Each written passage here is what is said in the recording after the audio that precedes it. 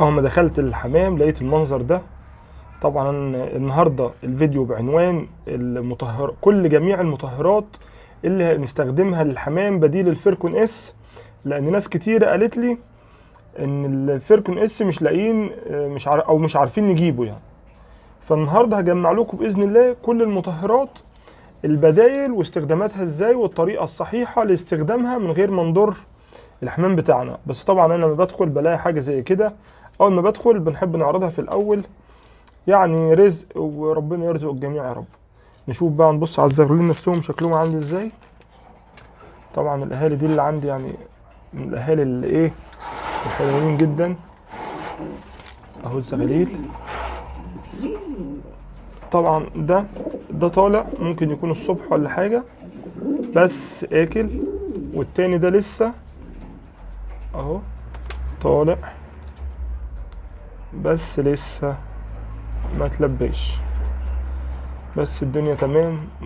وهشوف زي ما احنا شايفين، بصوا حيويته كويسه اهو، عايز ياكل عادي يبقى تمام. نرجعه مكانه، بس نرجعه مكانه بقى ونرجع لموضوع النهارده، موضوع التطهير وجميع المطهرات المستخدمه للحمام وللطيور جميعا. يا مساء الجمال على كل حبايبنا في كل مكان، اتمنى يا رب تكونوا جميعا بافضل حال.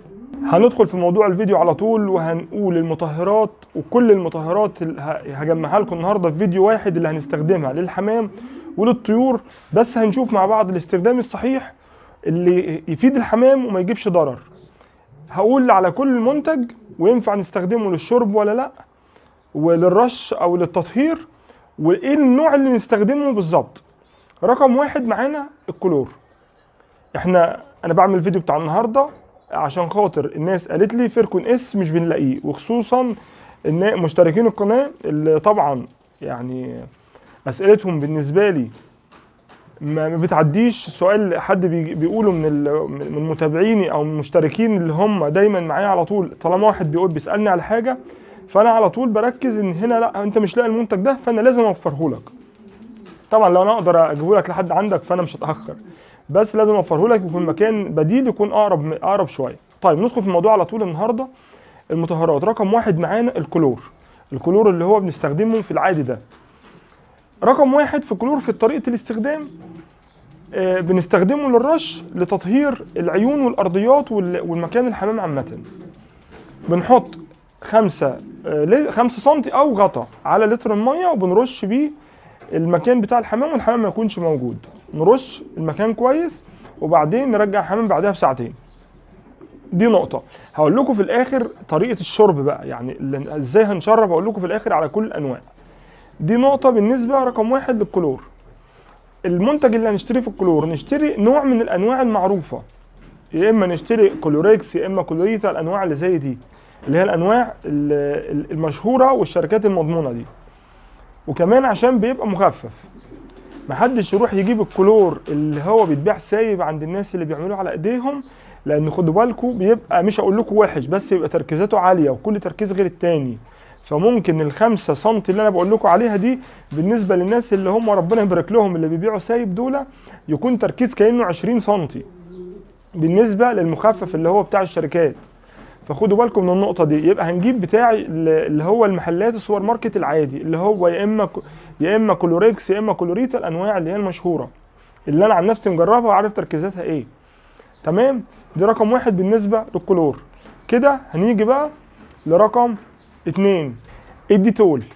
الديتول بنشتريه رقم واحد. بنجيب الديتول اللي هو الديتول الاسم الاصلي اللي هو الديتول، اي نعم غالي، نجيب اصغر ازازه مفيش مشاكل، ممكن تبقى ب 20 جنيه ولا حاجه، بس الغطا فيها بيتحط على اللتر وبنرش بيعمل معانا مفعول كويس حلو. طبعا الديتول طبعا غني عن التعريف، بس نجيب الديتول الاصلي، لان الديتول انا قلت لكم ان انا كل نوع هقول لكم نجيب ايه بالظبط المضمون. هنجيب الاسماء التانية اللي بتتباع في كل حته، نلاقي الناس عامله لترات واللتر مش عارف ب 10 جنيه وب 5 جنيه والكلام ده كله.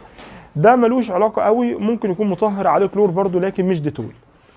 الديتول طبعا بنحط زي ما قلت غطا على برضو لتر الميه بنرش بيه المكان. هقول موضوع الشرب ده في الاخر، بنرش بيه المكان، بس بيفرق شويه عن الكلور ان احنا ممكن نرش والحمام موجود. طبعا نبعد عن وش الحمام واحنا بنرش. بنرش العيون، وبنرش كل العيون الخشب والسلكات والادراج. ينفع نطهر بيه المسائي، نطهر بيه الاكلات، نحطه في البخاخه زي ما انا كنت عامل كده، نستخدمه دايما في الحاجات دي. الارضيات اللي هي اذا كان حد سايب بيعمل يعني بيربي سايب، ده برضو دي بالنسبه للديتول. نيجي لثالث حاجه معانا، حمض الفينيك او الفينيك، بيتباع في المحلات وفي الصيدليات. الازازه بتاعته بتبقى رخيصه، بنحط برضو غطا على لتر الميه وبنطهر بيه كل الاماكن اللي احنا قلنا عليه دي، كل الاماكن بنحطها حمض الفينيك ده او الفينيك. برضو حلو قوي في التطهير، يستحسن ان الحمام ما يبقاش موجود عشان خاطر ريحته نفاذه قوي، عشان ما يعملش امراض تنفسيه. يبقى انا خدوا بالكم ان انا بقول لكم في حاجات ينفع حمام موجود وحمام لا. طيب كده دي كانت ثالث حاجه معانا. رابع حاجه معانا وهي البيتادين. البيتادين اللي بيتباع في الصيدليات البشريه، بيتحط في حدود 10 سنتي على لتر الميه، بنرش بيه كل المكان وكل الارضيات، وينفع والحمام موجود. البيتادين اللي هو بيتباع في الصيدليات البشريه العادي، ينفع نحطه على الميه. هقول لكم برضو استخدامه، بس ده استخدام وحدي في الميه عشان خاطر غير الكلور وغير الفينيك وغير الديتول. بنحط 10 نقط على لتر الميه وتشرب منه الحمام عادي. قلت لكم هقول لكم بقى على بالنسبه، انا قلت لكم على التطهير بالنسبه لميه الشرب. بالنسبه للفينيك والديتول والكلور، لازم ناخد بالنا من حاجه، نعتبرهم كانهم علاج. هل ان انت ينفع اقول لك النهارده انت سليم وزي الفل و100 وربنا يدي كل الناس الصحه، اقول لك امسك ايا كانت اي برشامه خد دي ابلعها؟ هتقول لي لا ليه؟ مش هبلع ابدا برشام غير لما يكون الدكتور كاتب لي عليه، غير لما اكون تعبان، الكلام ده كله. نفس الكلام في استخدام المطهرات دي. انا هاجي مثلا بسمع فيديوهات كتير ناس تقول لك حط على الميه، حط على الميه، وناس يبدا لك بيحط لك الجرعه على الميه. انتوا معلش انا اسف، بتتكلموا في ايه؟ الحاجات دي سموم، الحاجات دي سموم احنا بنستخدمها بستخدمها مثلا في مزرعه عندي مضروبه مثلا بكوكسيديا او كوليستريديا، بحط 1 سنتي كلور على 3 لتر ميه. فاهمين يعني ايه 1 سنتي كلور على 3 لتر ميه؟ بحط النهارده 8 ساعات، بكره 8 ساعات، بعده 8 ساعات. ماشي، دي الجرعات اللي بنستخدمها عشان احمي مثلا عنبر فيه ب1,000,000 جنيه. يعني الموضوع مش استخدام وبس وخلاص كده، مش ان انا عايز استخدم كلورا وحاطط ميه في مش عارف، مفيش حاجه اسمها كده. ما احطش حاجه في ميه من الحاجات دي غير لما يكون عندي فيروس ضارب المكان. دخل مثلا عندي سالمونيلا ولقيت حاله ظهرت والتانيه ظهرت والتالته ظهرت، ساعتها ابتدي ادي باقي الحمام كله، احط له مثلا 1 سنتي كلور او ديتول او فينيك على لتر الميه، على 3 لتر ميه، 1 سنتي على 3 لتر ميه، واشرب لمده 3 ايام. تمام؟ ده بالنسبه لما نكون الدنيا عندي مضروبه وبايظه، وانا بحمي بقى الحمام اللي هو ضرر اخف من ضرر، ان انا اديله كلور، اديله سم شويه يموت لي شويه بكتيريا ويموت له مثلا الميكروبات اللي موجوده، اعضائه الداخليه تتاثر سنه. لكن مش ان انا ابتدي في الطبيعي اسمع ان انا الناس بتدي كلور، بتدي فينيك، بتدي ديتول، بتدي بيتادين، واروح انا ابدا احطه في البرنامج بتاعي، احط يوم مثلا في الشهر، يومين في الشهر، الكلام ده كله، اقول ايه ده بيموت الفيروسات، بيموت، ده مفيد. لا، ده علاج، انا اعتبره علاج، مش هقول لكم ده سم، ده علاج بنستخدمه في الوقت المناسب بس، في وقت الازمات. غير كده استخدم كل الحاجات دي في التطهير. ما قلتلكش حاجه، طهر كل يوم. حتى التطهير الزياده والرش الزياده للمكان بيعمل امراض، بس خلينا في المعقول. انا بطلع درج برش طول الوقت، بطلع سقايه برشها ما فيش مشاكل، بطلع اكاله برش تمام زي الفل. العين نفسها من جوه بشيل الحمام منها وارشها وارجع الحمام تاني، تكون الدنيا هدت شويه فيها زي الفل 100 100. دي نظافه هتحميك من كل المشاكل. لكن وخصوصا دي كمان دي وقايه. يعني انا لما بكون بعمل كده ودايما طول الوقت المكان حوالين الحمام نظيف، مش هتوصل لمرحله ان انا عندي الدنيا تتضرب بفيروسات والميكروبات توصل للحمام، وبعد كده ابتدي اشرب الحمام نفسه الحاجات السميات دي عشان خاطر تطهره من جوه. طول ما انا في الاول عامل يعني عامل وقايه من بره وحمايه، فالحاجات الميكروبات مش هتوصل نفسها للحمام. لو حد عنده مكانه لسه وكان عنده امراض قبل كده فيه عنبر وهيربي فيه وهيربي فيه فراخ. ايا كان اي حاجه عندك وعايز تطهرها ولسه هتدخل فيها حاجه، قول لي على حاجات، هقول لك على حاجات ارخص من كده بكتير تخليك تفجرها من المكان. مش هخلي فيها الهواء ولا فيروس ولا ميكروب ولا بكتيريا طول ما الحمام بعيد. بص عندك بتكه بسيطه مش هتلاقي فيها اي فيروس ولا اي ميكروب ولا اي بكتيريا طول ما الحمام بعيد، وترجع الحمام فيها تاني. بس يكون عندك فرصه تقعد مثلا 4-5 ايام، المكان ده يكون فاضي. كله معانا تمام، بس اللي فيه حاجه يعني وتقف عنده او عايز يعملها.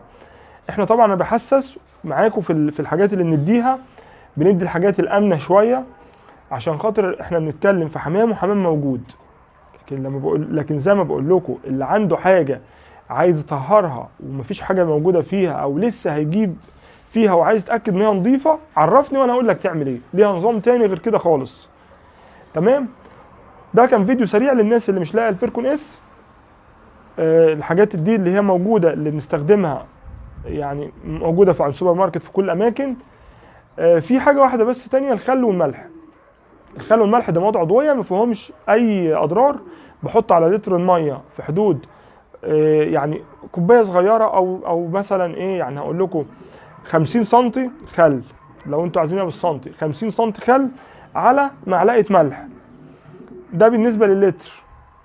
عايز تحط الحمام يشرب في العادي ماشي، عايز الحمام يستحمى فيه ماشي، عايز تحطه كل اسبوع، كل يومين، كل 3، كل 10 ماشي، عايز ترش بيه المكان عشان بينفع يعني سنه كده في الحشرات، وبرضه بيطهر بكتيريا والكلام ده كله، لكن ما بيقدرش على كل حاجه. دي حاجات عضويه ما فيهاش اي مشاكل، استخدمها براحتك. بالنسبه للناس اللي عايز تشرب، عايزه ترش، ده تمام ما فيهاش مشاكل. بس ده كده كان فيديو سريع للمطهرات، ومعاكم باذن الله مش هنسيب اي فيروس ولا اي ميكروب ولا اي بكتيريا، هنقضي عليهم باذن الله قبل فصل الصيف عشان نشتغل كده على نظافه وناخد صحه وناخد انتاج مظبوط. وكده نبقى وصلنا لنهايه فيديو النهارده، وما تنساش اللايك عشان الفايده تعم، واستنونا باذن الله في فيديو جديد.